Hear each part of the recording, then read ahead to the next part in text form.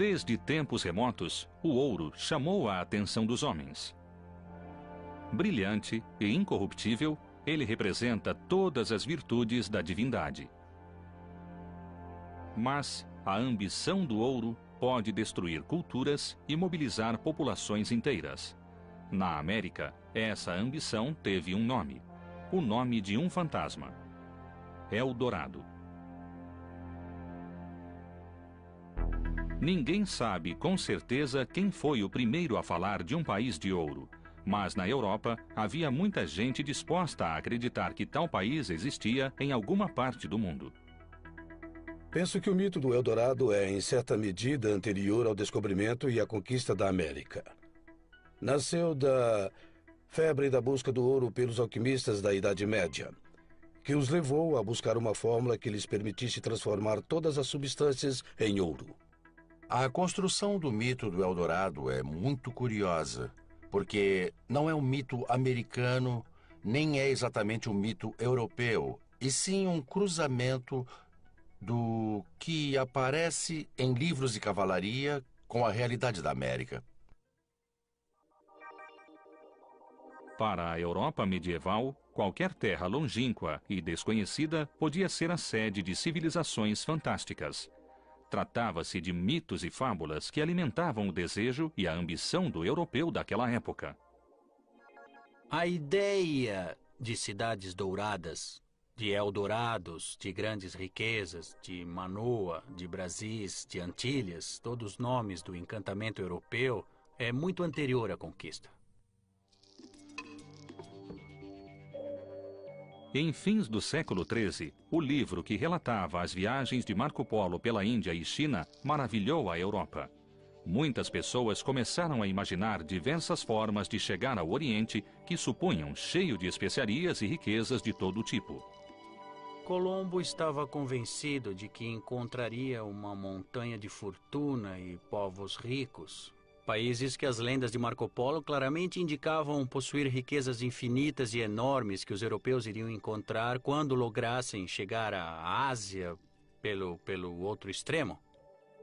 Colombo queria encontrar uma rota para o país das especiarias sem atravessar os domínios muçulmanos.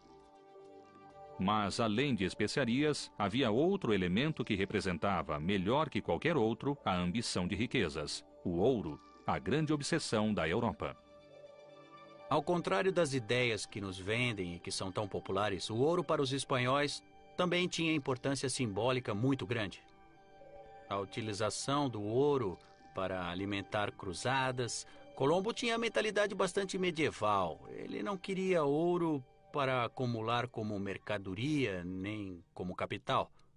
Ele queria o ouro para algo profundamente simbólico, que era recuperar Jerusalém. Colombo não encontrou a rota para o Oriente, mas chegou às Antilhas. Ali, o navegante genovês e seus tripulantes fizeram contato pela primeira vez com o ouro da América. A história do ouro na América começou com as cartas de Colombo, quando ele disse: o ouro é uma coisa maravilhosa que pode até fazer com que as almas entrem no paraíso, referindo-se à venda de indulgências que era rotineira nessa época. Colombo encontrou pouquíssimo ouro. As culturas antilhanas possuíam pouco metal dourado. Mesmo assim, Colombo falava em ouro praticamente todos os dias. O primeiro ouro que os espanhóis receberam foi presenteado. Dentro da lógica indígena, era absolutamente natural dar presentes. Entre estes estava o ouro, o que, é claro, foi um tremendo erro. Sabemos que houve muitos casos de intercâmbio. Ou seja, os indígenas ofereciam ouro em troca de outros materiais que lhes pareciam quase irresistíveis. Os indígenas da América não conheciam o vidro. E quando os espanhóis lhe deram contas de vidro, isso ganhou naturalmente sua atenção por ser um material que brilhava, era um material muito especial, colorido e belo. Os espanhóis viram que os nativos tinham ouro, e assim começou a obsessão por encontrar a fonte desse metal. Os antilhanos não tinham muito, os países que o possuíam achavam-se em outros lugares.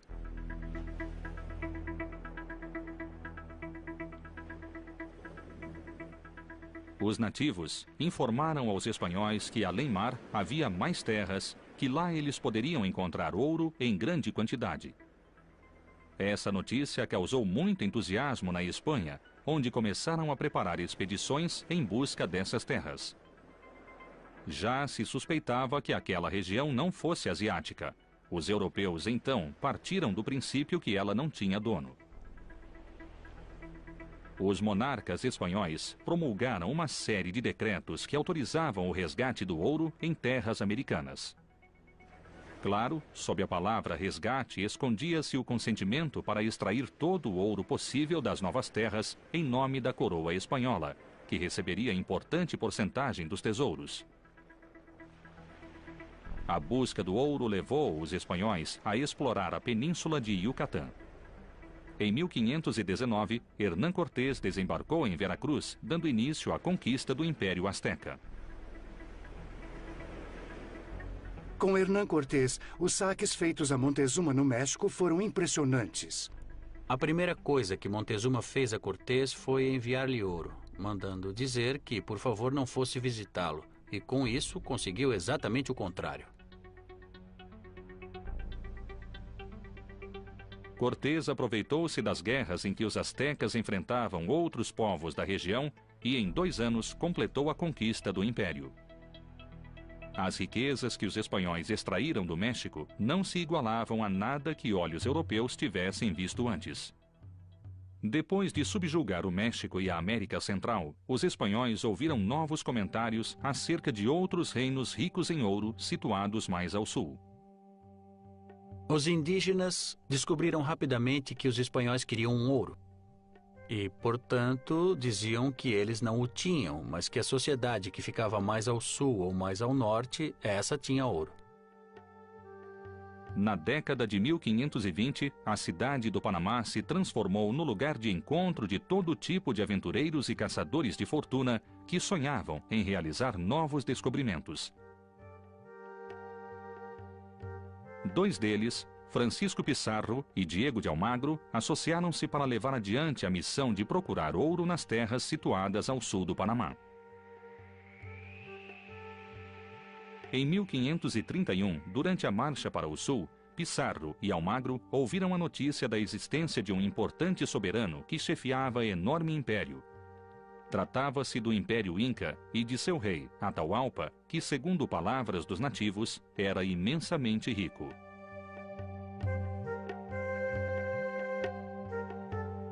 Em novembro de 1532, em Cajamarca, Pizarro e seus homens massacraram um exército inca, aterrorizando-os com os cavalos e as armas de fogo. Atahualpa foi feito prisioneiro e Pizarro exigiu como resgate a quantidade de ouro suficiente para encher uma casa. Atahualpa mobilizou os súditos para que reunissem o ouro pedido. Quando encheram a casa, Pizarro naturalmente mandou matá-lo. Pode-se perguntar por que Atahualpa não usou o poder que tinha com os súditos para organizar uma insurreição. O ponto no qual a conquista ficou irreversível, creio que foi quando Atahualpa preferiu salvar a vida, o que não conseguiu, em vez de organizar secretamente uma insurreição que salvaria seu império.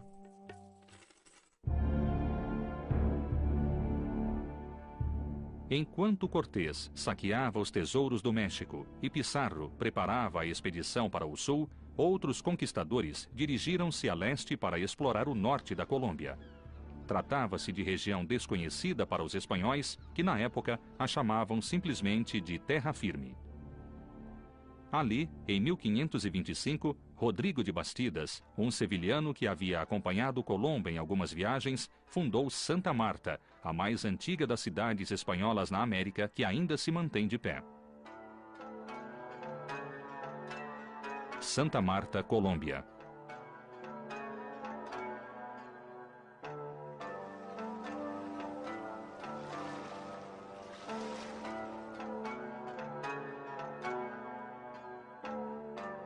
Nas cercanias da cidade recém-fundada, Rodrigo de Bastidas fez contato com a cultura dos Taironas.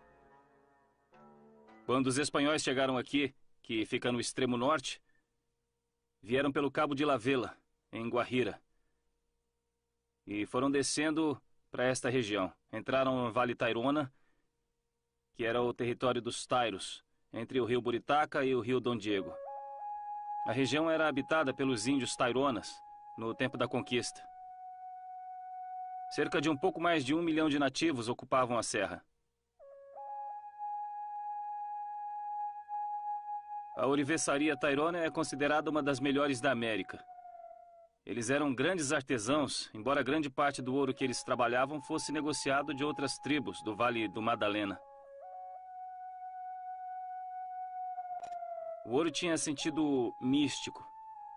Na verdade, o ouro guardava a fertilidade do sol. Com o fim de conseguir escravos e apoderar-se do ouro dos Taironas, Rodrigo de Bastidas foi atacá-los, causando grande destruição nos arredores de Santa Marta. Os Taironas fugiram e buscaram abrigo nos picos da Serra Nevada. Os conquistadores entraram por aqui, exatamente onde começou a lenda do Eldorado. Os espanhóis queriam encontrar o Eldorado já antes de chegar à América. Portanto, a lenda funcionava à perfeição dentro da lógica da conquista. Na Espanha empobrecida do século XVI, seu povo tinha a ideia de que enriqueceria rapidamente com o ouro da América. Na época da conquista da América, todos os caminhos conduziam a Eldorado.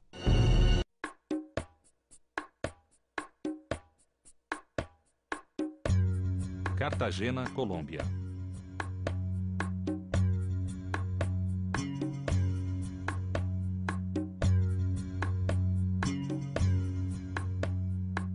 A cidade de Cartagena é um dos principais centros turísticos da Colômbia. Aqui, as praias caribenhas misturam-se com as lembranças do passado colonial espanhol. Cartagena foi fundada em 1533 por Pedro de Heredia.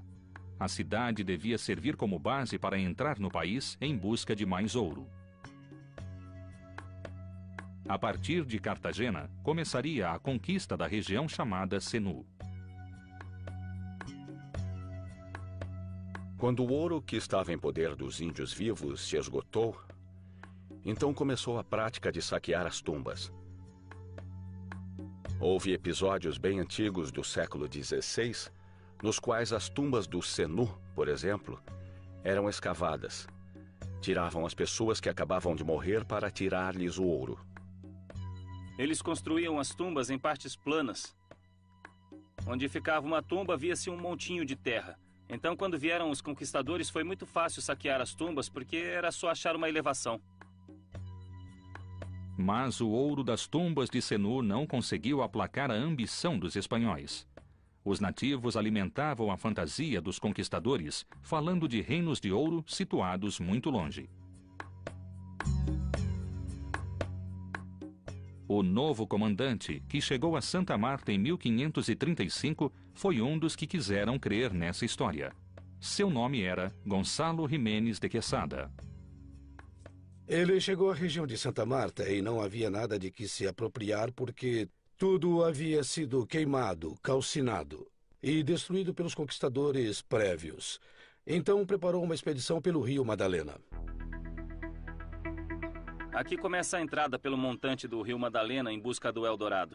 Começaram a falar que existia um lugar com muito ouro e que um homem se banhava em ouro para jogar um tesouro em uma das lagoas. Ao mesmo tempo em que Gonçalo Jiménez de Quesada subia o rio Madalena, rumo ao sul, outros expedicionários provenientes das cidades de Quito e Coro vasculhavam a mesma zona, devido ao boato da existência de um cacique dourado. Esse Eldorado, que ficava em alguma parte da América e que os espanhóis procuravam sem cessar com diferentes equipes de conquista, estava de alguma forma representado pelos muiscas, uma comunidade que possuía ouro no centro da Colômbia. Os muiscas foram um grupo cultural que teve seu principal assentamento no que hoje se denomina Altiplano Cundiboyacense. Na chegada dos espanhóis no século XVI, Essa cultura já tinha uma organização sociopolítica, militar e religiosa bastante estruturada e muito bem formada, de tal maneira que estavam organizados em cacicados. Desses, um dos mais importantes era o de Bacatá, hoje Bogotá. Os muiscas, tal como outras civilizações da zona, tinham conhecimentos muito avançados de ourivesaria e trabalhavam com mestria diversos metais, entre eles o ouro. O ouro, por exemplo, nunca foi investimento. Entre os muiscas, a maior parte do ouro é trabalhada para ser literalmente jogada, extraída da circulação em lagoas como oferenda. Para os indígenas, ouro era um material sagrado. Basicamente, de tanto valor como poderia ter a prata ou mesmo o cobre, não davam ao ouro um valor monetário, nem era um meio de escambo. Na Europa, é preciso ter ouro para ser poderoso. Na América, é preciso ser poderoso para poder mostrar o ouro. Segundo contam as crônicas, a informação dada pelos muiscas permitiu que Ximenes de Quesada e outros expedicionários empreendessem viagem até a lagoa de Guatavita, onde supostamente ele encontraria o cacique dourado. A lenda do dourado era um ritual que eles celebravam principalmente na lagoa de Guatavita, onde os caciques se banhavam em ouro somente para certas cerimônias, em momentos importantes. Celebravam um rito na lagoa de tal maneira que o cacique, o chefe, era banhado em ouro e colocado em uma balsa. Os balseiros o conduziam ao centro da lagoa, onde ofertavam todas as riquezas, especialmente ouro e esmeraldas, e outros valores para o fundo da lagoa, como em honra ao sol. Jogavam tudo na lagoa e lá ficava o ouro. Porque essa era uma balsa grande, onde eles levavam muitos tesouros. É o ritual que nós conhecemos em nível mundial como o dourado. Na realidade, o que acontecia nessa lagoa sagrada era a lua de mel entre o sol e a terra. O sol, a parte masculina, e a água, a parte feminina. Esse cacique, ungido em ouro, era um meio para trazer a semente, o sêmen da vida, que o cacique depositava para uma nova vida. Isso era, em essência, o que acontecia no ritual do dourado. Quando os espanhóis chegaram a Guatavita, não acharam nem rastro do cacique dourado, e muito menos viram algum ritual parecido. A lenda de Guatavita cresceu depois da conquista. E depois de Quesada, inventaram a lenda do dourado. Entretanto, séculos depois, em 1856, um camponês da região de Páscar encontrou uma figura de ouro, representando um cacique e seus súditos sobre uma balsa, levando oferendas para a divindade. Seja um mito, seja uma realidade histórica, o fato é que, quando os espanhóis chegaram a Guatavita, o ritual não era praticado. Então, a busca do dourado em terras muiscas continuou, sempre baseada em relatos dos nativos, que poucos punham em dúvida.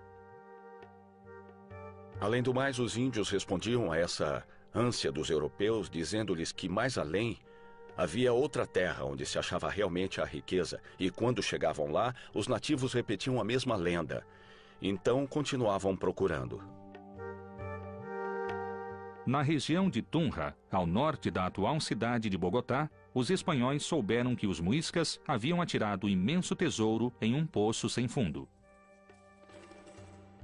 Os muiscas queriam esconder o ouro dos espanhóis porque os espanhóis queriam roubá-lo. Não apreciavam o trabalho de cada peça, porque eles queriam apenas o peso.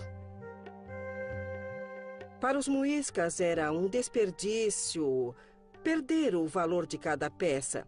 Então decidiram escondê-las para não continuar a vê-los desmontar e desperdiçar. Jogaram todas as peças dentro de um poço, sabendo que elas podiam ficar perdidas, mas preferiram isso e ofertá-las aos seus deuses a dá-las aos espanhóis. Os conquistadores pensaram que, se os muiscas atiravam um tesouro em poços e lagoas, então bastava drená-los para achar o ouro.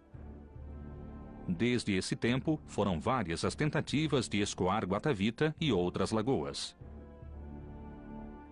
A primeira tentativa, creio que foi nessa lagoa, aqui atrás, feita por Antônio de Sepúlveda. E realmente ele achou ouro, e bastante. Mas esse ouro mal pagou o investimento que ele fez. Morreu na pobreza. Drenar o Guatavita não lhe deixou riquezas. Há uma história interessante, porque quando quiseram drenar a lagoa de Sietia, no fim do século XIX, a ideia não foi cortar a montanha, mas escavar um túnel que serviria de canal para a lagoa. Quando conseguiram, finalmente, terminar o túnel e unir a parte que chegava debaixo da água, esta veio e matou os expedicionários que estavam dentro do túnel escavando.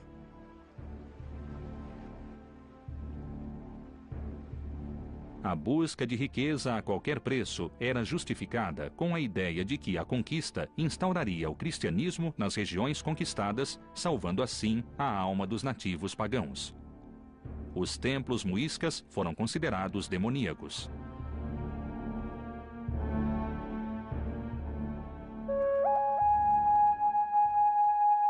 Quando os espanhóis chegaram, eles satanizaram tudo que era importante para os muiscas, tudo que tinha a ver com sua religião e crenças. Para eles, era tudo do demônio.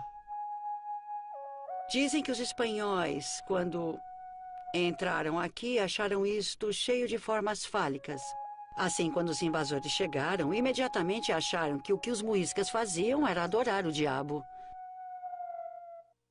Teria sido impossível a conquista se os conquistadores tivessem vindo apenas para estender a fé em Cristo e a civilização europeia. Porque ninguém sofre tantos reveses por motivos tão altruístas. Mas a cobiça, sim, é capaz de toda a abnegação, de todo o sofrimento, de toda a violência e de todas as barbaridades.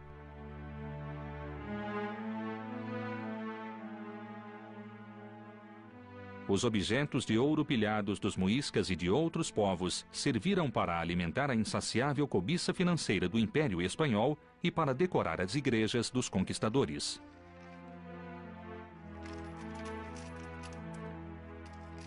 Eu creio que o Eldorado existiu porque essas milhares de toneladas de ouro e prata, as 25 toneladas de pérolas que não pesam nada, que chegaram à Europa nesse tempo, isso mudou a história da Europa, ou pelo menos das cidades modernas da Europa. O projeto mercantil europeu construiu-se com esse tesouro. A Espanha foi intermediária, através da qual o ouro da América converteu-se na riqueza da Europa.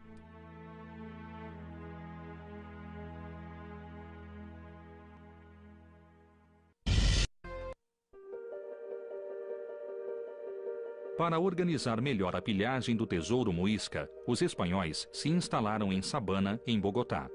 Sobre as ruínas do antigo cacicado, foi fundada a cidade de Santa Fé de Bogotá em 1539. Insatisfeitos com as pilhagens feitas, os conquistadores supuseram que o Eldorado se achava em terras ainda desconhecidas e voltaram os olhos para outros territórios. A região que conhecemos como Selva Amazônica está hoje dividida entre 9 países. Brasil, Peru e Colômbia ocupam a maior parte. Rio Amazonas.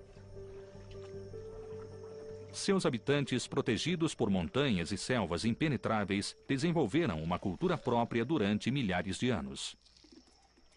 Letícia, Amazonas, Colômbia. Nós, os índios tucunas, faz anos que existimos aqui no Amazonas. Porque nós somos do centro do Amazonas.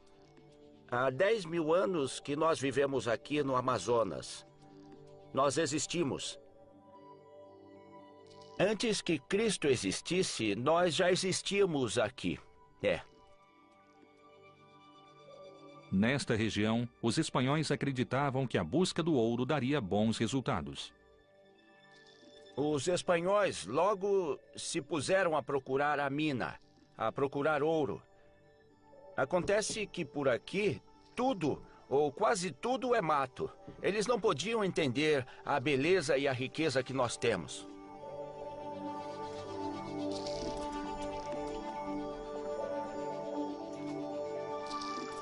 Gonçalo Pizarro, irmão do conquistador do Peru, saiu desta região em 1541 em busca de 2 lugares lendários: Eldorado e o País da Canela. Com ele ia seu lugar-tenente Francisco de Orellana. Após a perigosa travessia dos Andes, internaram-se na selva. Saíram de Quito para percorrer a cordilheira 240 espanhóis. 100 a cavalo, 140 a pé, 4.000 índios que foram obrigados a levar a carga, 2.000 cães de caça para espantar a quem encontrassem no caminho. Pode-se imaginar o que seria essa expedição pela cordilheira, chegando aos picos onde soprava o vento e onde os índios morriam por causa do frio e também do gelo. Os espanhóis vieram por lá, passaram pela cabeceira do Putumayo, depois desceram a cordilheira pela cabeceira do Amazonas e chegaram por aí. E começaram a descer do outro lado, esperando encontrar o País da Canela, como se estivessem na Arábia, e topando com a selva amazônica, que lhes impedia o avanço.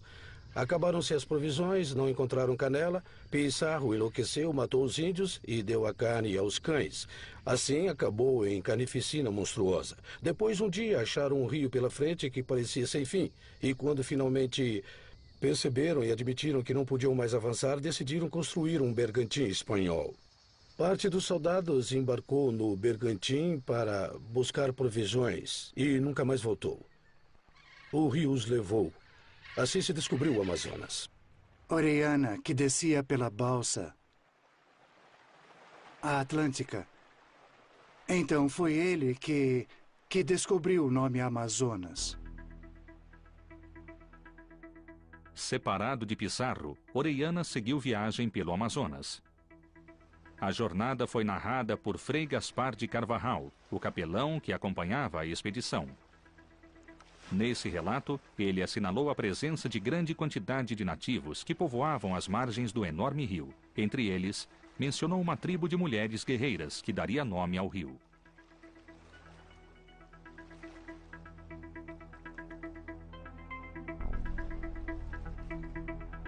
Rio Amazonas.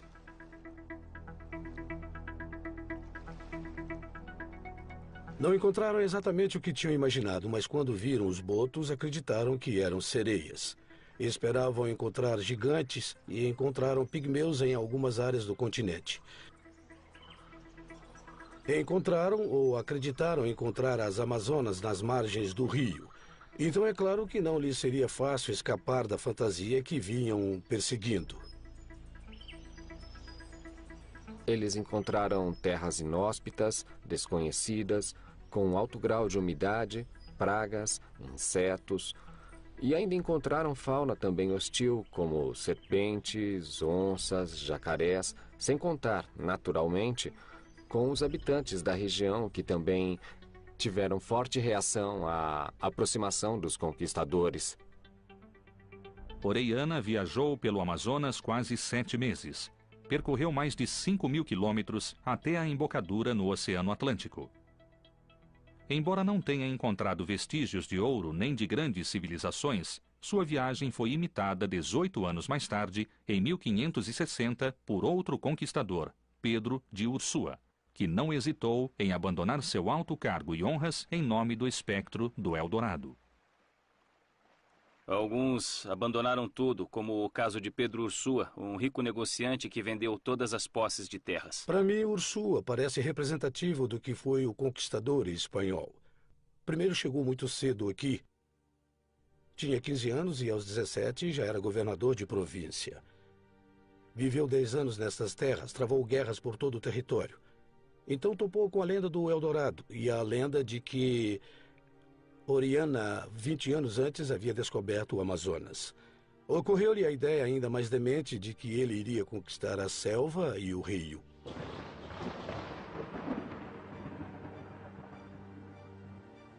A expedição de Ursúa também terminou em feio desastre. Acossada pela fome, a tripulação rebelou-se contra Ursúa, chefiada por Lope de Aguirre, conhecido como o Tirano.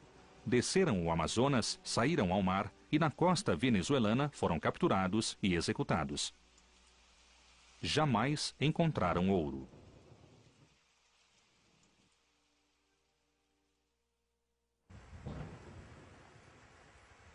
Todas as expedições feitas atrás de Eldorado foram praticamente um fracasso. Mas o mais interessante é que percorreram quase todos os rios. Graças a esses homens e graças, podemos dizer, a Eldorado, tivemos o descobrimento de um rio tão importante quanto o Amazonas e também o descobrimento de Orinoco. Eu acredito que essas foram as expedições mais árduas. As expedições acabaram não sendo vitoriosas, mas com elas houve um reconhecimento ou conhecimento geográfico de nossa região.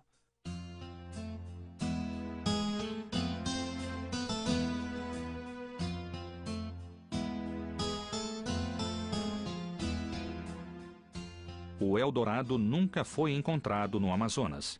Todavia, logo muitos perceberam que esta região guardava grandes riquezas, embora não sob a forma de ouro. No Amazonas, havia muitos Eldorados que foram e ainda são pilhados sem contemplação.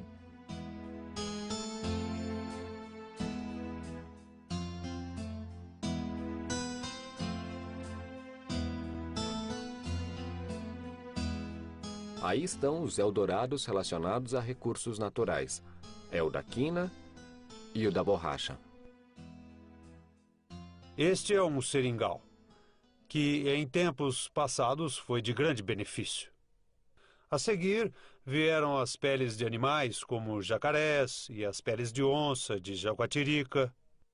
Pelas peles, mataram também muitos animais, crocodilos, muitos mamíferos. Todas as peles eram vendidas por pouquíssimo dinheiro. Infelizmente, houve muitos massacres para encontrar o Eldorado do Amazonas. Para conhecer o que há aqui, é preciso estar aqui, morar aqui e conhecer o povo, porque isso naturalmente é outro mundo. O Eldorado do século XXI está imerso na biodiversidade presente, que inclui, obviamente, os recursos hídricos. 70% da água doce presente no mundo está aqui na Amazônia. Isso é algo que muitos países, de alguma maneira, sem que o expressem, reclamam. A região do Peru, Colômbia e Amazonas já tinha sido explorada e o Eldorado continuava uma incógnita e um incentivo para as explorações continuarem.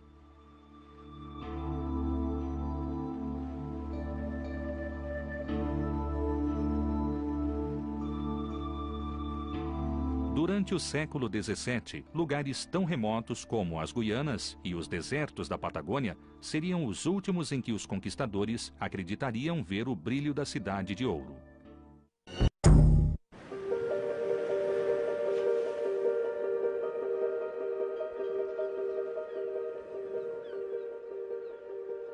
A sucessão de fracassos na busca do Eldorado não diminuiu a força do mito.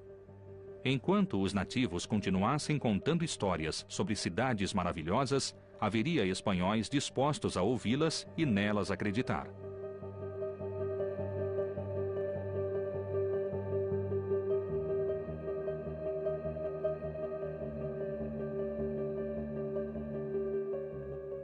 De todo modo, nesse tempo não existia a teoria da objetividade que tratava então da ciência, da periodicidade. Era fácil alguém contar não o que viu, mas o que os outros lhe contaram. E mais fácil ainda acreditar.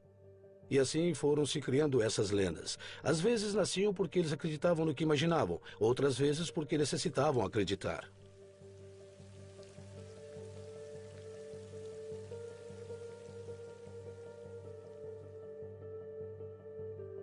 Depois dos desastres no Amazonas, todos os olhares se voltaram para o Orinoco e para as Guianas.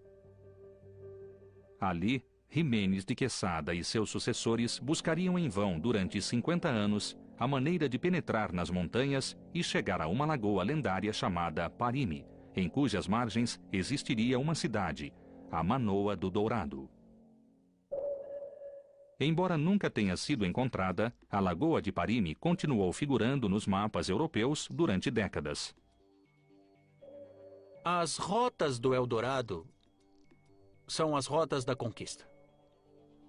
Esse Eldorado nunca está em lugar fixo, porque não existe um Eldorado como tal. Mas Eldorado está sempre um passo mais adiante, ou 2 passos mais adiante, na campanha dos conquistadores. Portanto, Eldorado se desloca. E Eldorado tem sempre uma conotação de fronteira militar. Hoje em dia, eu diria de fronteira de colonização. Nunca teremos um Eldorado, ele está um passo mais à frente, é preciso ir procurá-lo.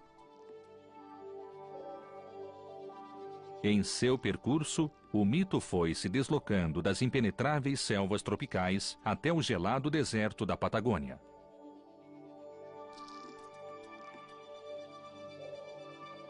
De uma ponta a outra do continente, o ouro foi a obsessão que unificou o domínio espanhol na América.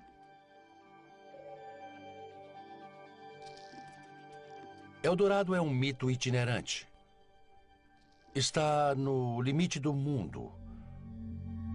Foi descendo do norte para o sul. Quando chegou ao que hoje é território argentino, ao Rio da Prata, apareceu ao norte da província de Santa Fé.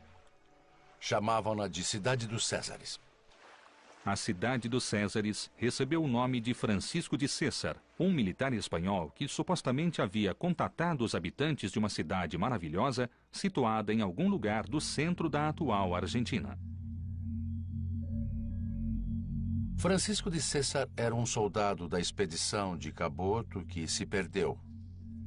Pois bem, ele voltou contando prodígios e maravilhas de uma cidade com casas de ouro e prata. Um lugar onde as pessoas não nasciam nem morriam. Essa cidade dos Césares, à medida que o território se foi povoando, ia se deslocando para o sul.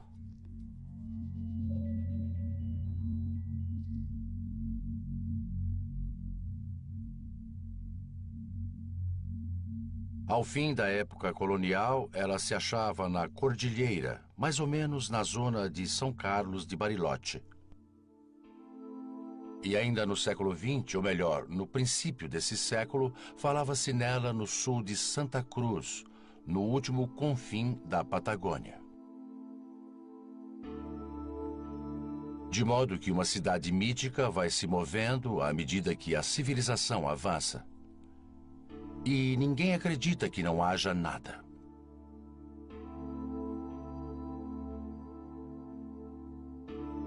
Esse tipo de lugar é o caldo de cultivo do mito. Porque não há outra saída, é um mito.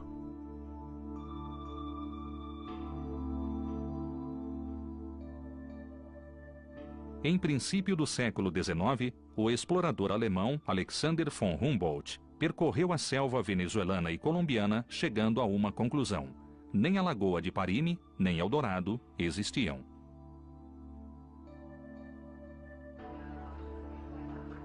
No mesmo momento em que Humboldt e outros exploradores demonstravam que na América não havia um lugar geográfico para um império perdido, o mito do Eldorado mudou de forma e se converteu em um símbolo para as nações americanas que então se formavam. Desde esse momento, o Eldorado passou a ser uma justificação para viver na melhor terra do mundo. A riqueza perdida, a riqueza que nos roubaram. A América Latina é um continente que sofreu muitas humilhações, sofreu empobrecimento, maus tratos políticos, militares e econômicos. E com isso houve uma revalorização do passado mítico de uma idade de ouro. Os países que não têm incas nem astecas podem ter um bom mito, o Eldorado. Os mitos da conquista tornaram-se mitos da construção nacional na América Latina no século XIX. Os heróis da independência são os paladinos, os vingadores dos indígenas. Quando alguém examina a literatura produzida no século XIX na Colômbia, encontra em boa parte temas indianistas e muitos se baseiam na lenda do Eldorado. Os romances colombianos, escritos nos anos 30 e 40, descrevem como os nativos e seus descendentes haviam acumulado ouro para presenteá-lo a Bolívar, que expulsaria os espanhóis.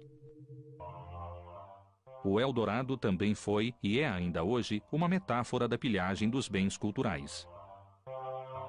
Museu do Ouro, Senu. O Eldorado também tem sido um problema para a arqueologia da Colômbia em particular, devido à presença de ouro confirmada em muitíssimas tumbas do território colombiano. Sabemos que muitas tumbas foram saqueadas já desde a época espanhola. Na Colômbia, infelizmente, é uma tradição o fato de que haja camponeses treinados que encontram essas tumbas com tesouros. Recentemente, já no século XX, em algum momento, o Banco Central, que recebia o ouro, que comprava o ouro e o fundia, em algum momento um funcionário inteligente disse: e se em vez de fundir, nós o conservarmos? Essa é a origem do Museu do Ouro em Bogotá. Eu penso, qual país será mais rico que a Colômbia? Nenhum. Porque ouço dizer que a natureza aqui na Colômbia tem muitos veios de ouro. É sabido que sim, há muitos veios de ouro na Colômbia. No século XX, o mito do Eldorado passou a alimentar as ilusões de exploradores e aventureiros, caçadores de tesouro e fanáticos por mistérios. Há muitas pessoas que necessitam transformar um mito em realidade, encontrar a base real do mito e usá-lo como eixo de um significado para a sua vida. Para mim, o Eldorado é uma metáfora da antiga cobiça humana, da necessidade de converter tudo em ouro. O que, aliás, continua sendo a lei da civilização. A natureza só nos interessa na medida em que seja um depósito de recursos ou uma fonte de riquezas possíveis. Sinto que o mito do Eldorado está vivo na medida em que continua vivo esse desejo de converter tudo em ouro, de subordinar toda a comodidade humana, toda a felicidade humana à mera acumulação de riquezas. E esse desejo é parte importante da mentalidade e da ordem da civilização que vivemos. Mitos e fábulas que alimentavam o desejo e a ambição do europeu daquela época. A ideia de cidades douradas, de Eldorados, de grandes riquezas, de Manoa, de Brasis, de Antilhas, todos os nomes do encantamento europeu, é muito anterior à conquista. Em fins do século XIII, o livro que relatava as viagens de Marco Polo pela Índia e China maravilhou a Europa. Muitas pessoas começaram a imaginar diversas formas de chegar ao Oriente que supunham cheio de especiarias e riquezas de todo tipo. Colombo estava convencido de que encontraria uma montanha de fortuna e povos ricos. Países que as lendas de Marco Polo claramente indicavam possuir riquezas infinitas e enormes que os europeus iriam encontrar quando lograssem chegar à Ásia pelo outro extremo.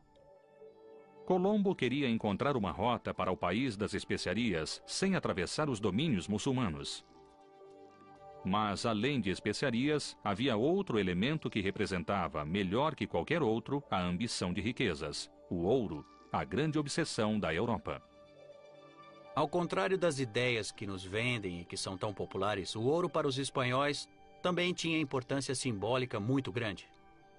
A utilização do ouro para alimentar cruzadas, Colombo tinha a mentalidade bastante medieval. Ele não queria ouro para acumular como mercadoria, nem... E em 2 anos completou a conquista do Império.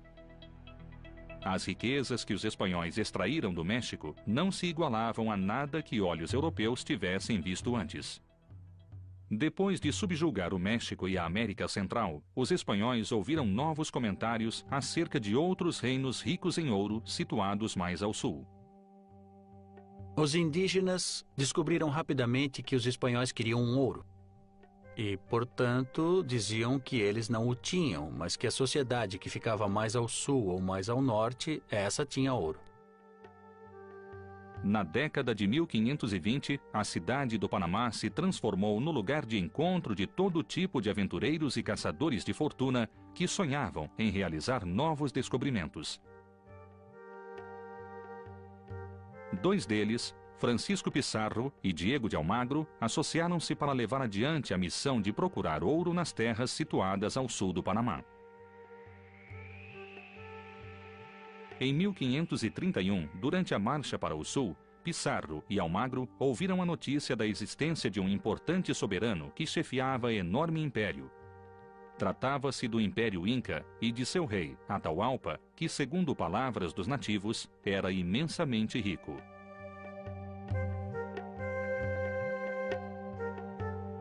Em novembro de 1532, em Cajamarca, Pizarro e seus homens massacraram um exército inca, aterrorizando-os com os como capital. Ele queria o ouro para algo profundamente simbólico, que era recuperar Jerusalém. Colombo não encontrou a rota para o Oriente, mas chegou às Antilhas. Ali, o navegante genovês e seus tripulantes fizeram contato pela primeira vez com o ouro da América.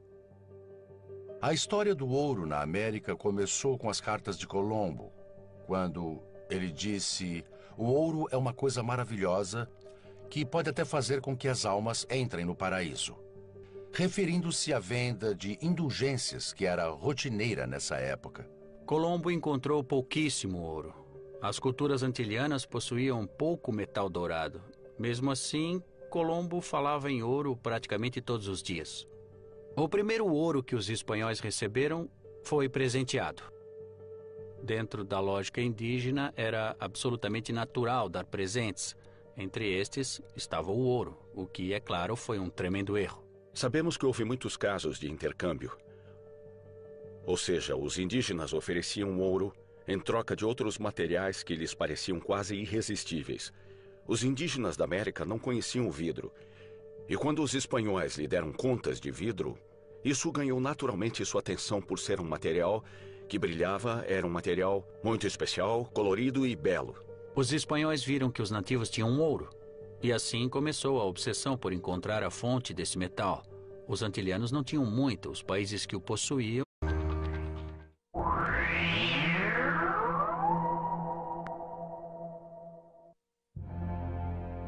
Desde tempos remotos, o ouro chamou a atenção dos homens. Brilhante e incorruptível, ele representa todas as virtudes da divindade. Mas a ambição do ouro pode destruir culturas e mobilizar populações inteiras. Na América, essa ambição teve um nome, o nome de um fantasma: Eldorado. Ninguém sabe com certeza quem foi o primeiro a falar de um país de ouro, mas na Europa havia muita gente disposta a acreditar que tal país existia em alguma parte do mundo. Penso que o mito do Eldorado é, em certa medida, anterior ao descobrimento e à conquista da América. Nasceu da febre da busca do ouro pelos alquimistas da Idade Média, que os levou a buscar uma fórmula que lhes permitisse transformar todas as substâncias em ouro. A construção do mito do Eldorado é muito curiosa, porque não é um mito americano, nem é exatamente um mito europeu, e sim um cruzamento do que aparece em livros de cavalaria com a realidade da América. Para a Europa medieval, qualquer terra longínqua e desconhecida podia ser a sede de civilizações fantásticas. Tratava-se de mito. Achavam-se em outros lugares.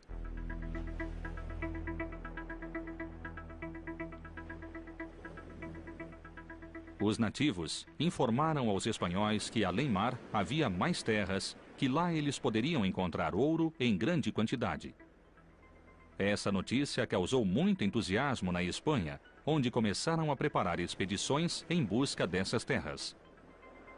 Já se suspeitava que aquela região não fosse asiática. Os europeus, então, partiram do princípio que ela não tinha dono. Os monarcas espanhóis promulgaram uma série de decretos que autorizavam o resgate do ouro em terras americanas. Claro, sob a palavra resgate escondia-se o consentimento para extrair todo o ouro possível das novas terras em nome da coroa espanhola, que receberia importante porcentagem dos tesouros. A busca do ouro levou os espanhóis a explorar a península de Yucatán. Em 1519, Hernán Cortés desembarcou em Veracruz, dando início à conquista do Império Azteca. Com Hernán Cortés, os saques feitos a Montezuma no México foram impressionantes. A primeira coisa que Montezuma fez a Cortés foi enviar-lhe ouro, mandando dizer que, por favor, não fosse visitá-lo, e com isso conseguiu exatamente o contrário. Cortés aproveitou-se das guerras em que os astecas enfrentavam outros povos da região